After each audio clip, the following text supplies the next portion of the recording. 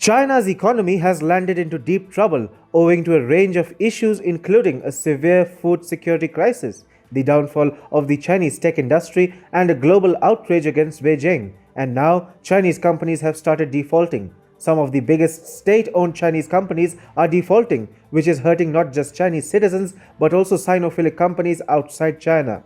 As per Yuan, global investors are now becoming worried about China's massive debt crisis. After all, we are not talking about random Chinese firms but some of the most famous state-owned companies in the communist nation.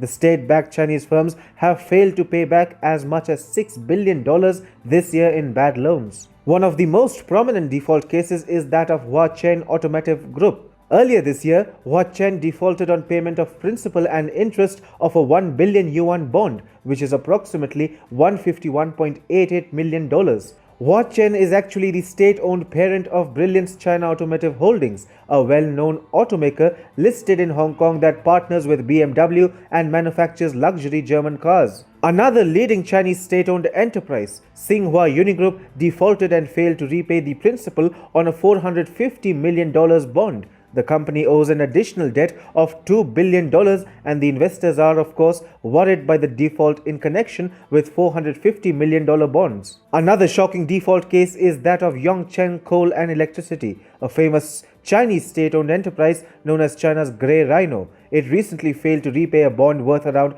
$152 million. The default came as a major shock as the coal mining company's bond was rated AAA, the highest possible rating that any bond can get in a market. A AAA bond from Chinese state-owned enterprise would have been considered a safe bet by many, including overseas investors. However, the Chinese government looks unlikely to bail out the defaulting company.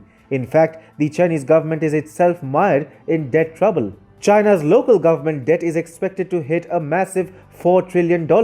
Serving and former Chinese finance ministry officials are alarmed about the awkward situation. There is a real risk of the Chinese government itself committing a default upon its lenders. Apparently, the Chinese government can neither finance its companies properly nor assure its own lenders about its capacity to meet debt obligations.